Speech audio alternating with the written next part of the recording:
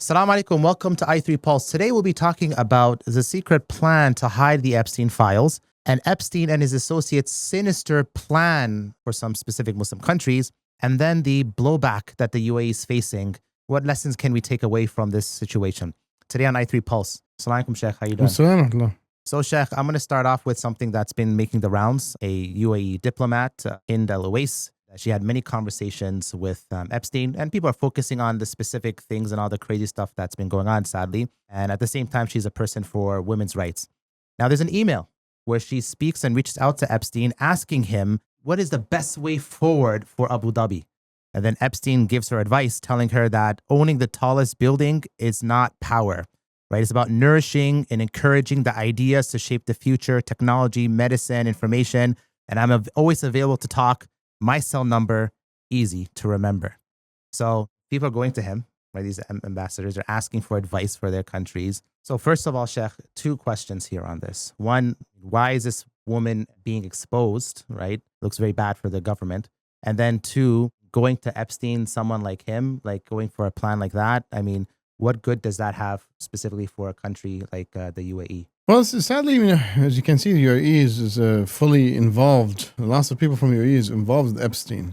Filthy people follow filth, right? That's what happens, really. But the most important thing is the world perspective. Everybody's trying to connect and to further their career. Halal, haram, they don't care. I mean, the liberal perspective that the West have imported into the Muslim world is at display. This is what you're seeing. What you're seeing right now is basically a liberal person who have no decency, and they're ready to sell other human beings, other women, other children to be abused knowingly.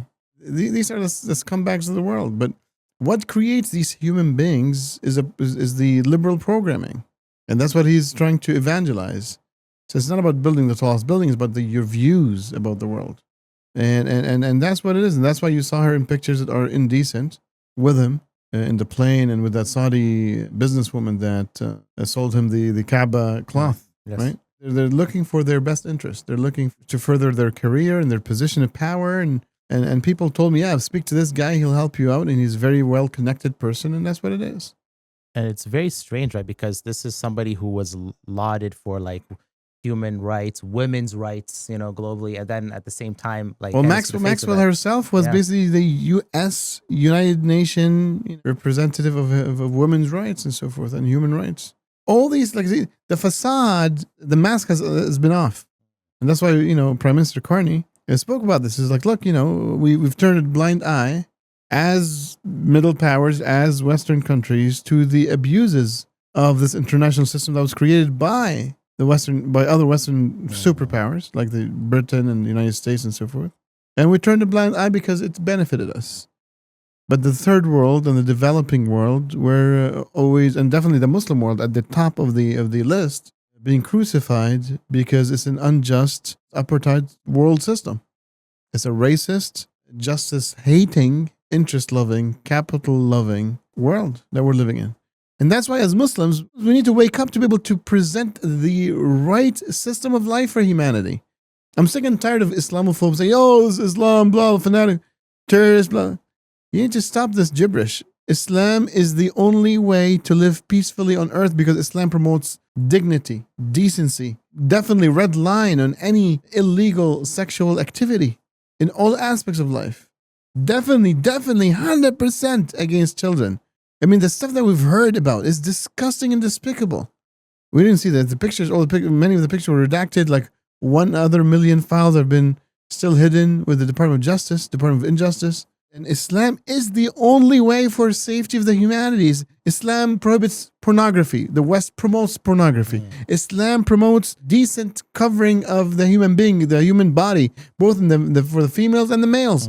The West, flaunts nakedness. Islam prohibits alcohol and drugs. The West have legalized drugs, and alcohol has been legal for hundreds of years. What do you want more than that? Islam is all about decency and honor and justice. You have rapists ruling the world today, the Western world and the non-Western world, but the Western world are the boss of the bosses, and there's no justice. Islam promotes justice. In Islam, as a system, there's nobody above the law. Even if it's the president, even if it's the daughter of the president, even if it's the son of the president.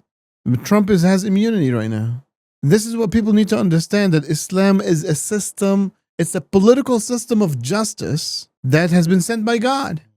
Now you might say, well, I don't believe it. Well, fine, go read the Quran. Have you read the Quran first? Did you read the rules that sets up life in the right way? The one that created physics, the rules of physics and the rule of chemistry and the rule of biology that gives us this beautiful, stable universe, have also gave us the rules of society.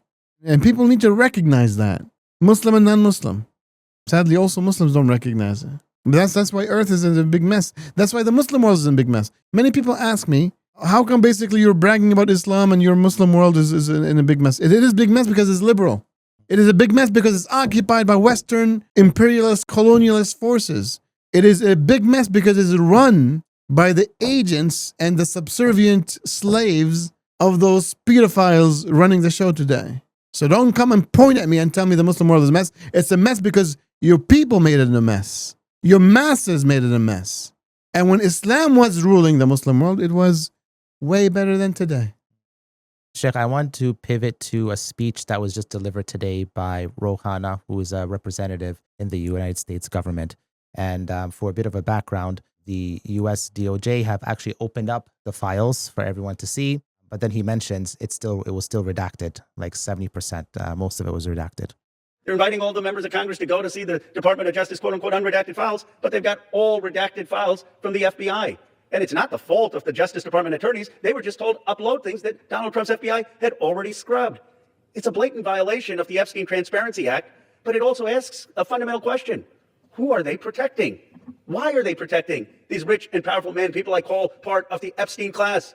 Why are we in a country where there is no elite accountability for people who do the most heinous things? You have in England, the king now calling for an investigation and possible prosecution of his own brother. You have in Norway, the princess who no longer has support to be the queen. And yet in the United States of America, we have someone in the cabinet, Howard Lutnick, who is all over these Epstein files, who allegedly had business with Epstein after he was convicted of pedophilia, and he still is in the cabinet.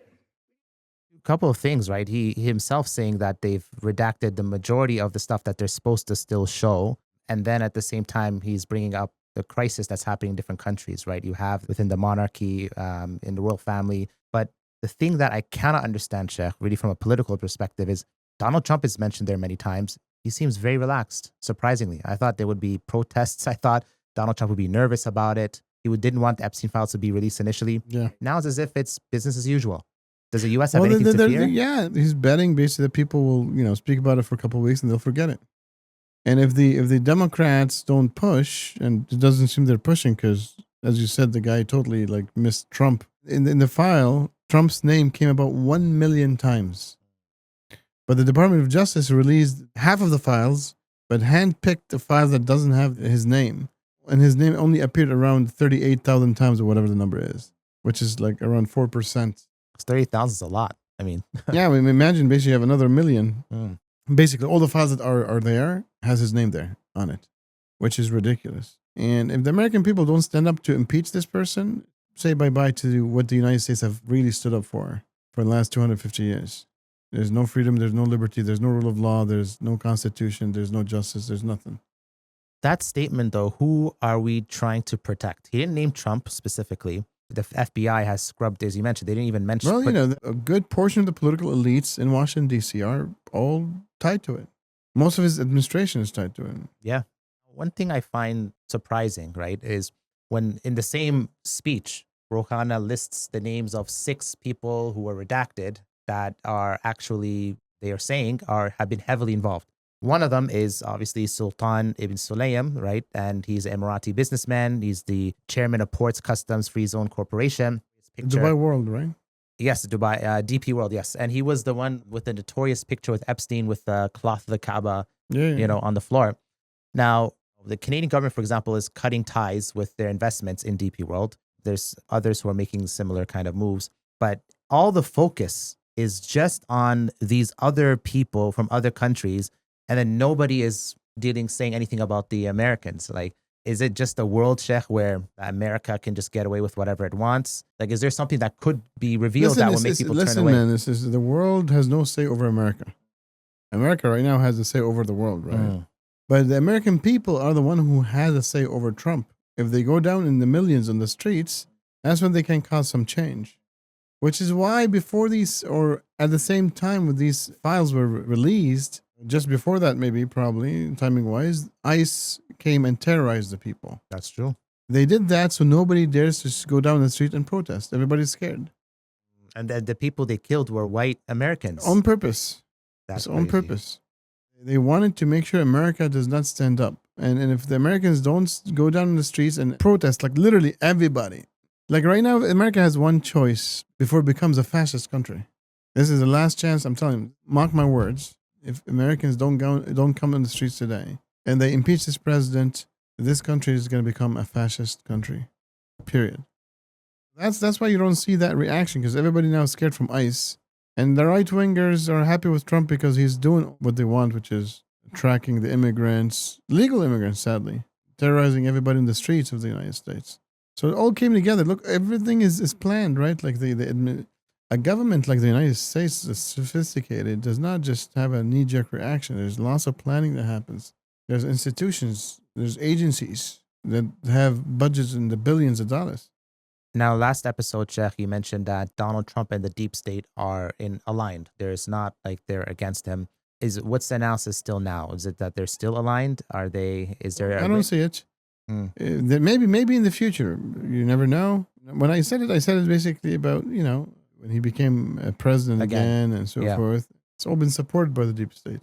Like right now, if things change, they'll use it against them. The minute the deep state's basically look, at the end of the day, everybody's looking for their own interest. The deep state is a bunch of people. When they see Donald Trump a liability, they let him go. You know what I'm saying? So things change in politics. Things change dynamically.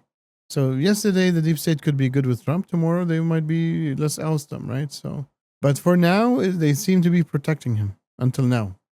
And even the Democrats, we haven't seen them basically pushing hard. They started to push a little bit. But it's kind of surprising, right? Because the Democrats, if you look at his first term, the way they were opposed to him versus now, it's not even the same world. Well, I think because many of their people are also connected. Don't forget. That's a good point. Yeah. Well, we have Bill Clinton, Hillary Clinton.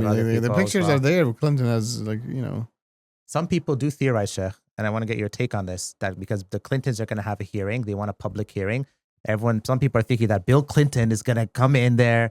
He has nothing to lose. Everyone's against him, and he's just going to name every single person.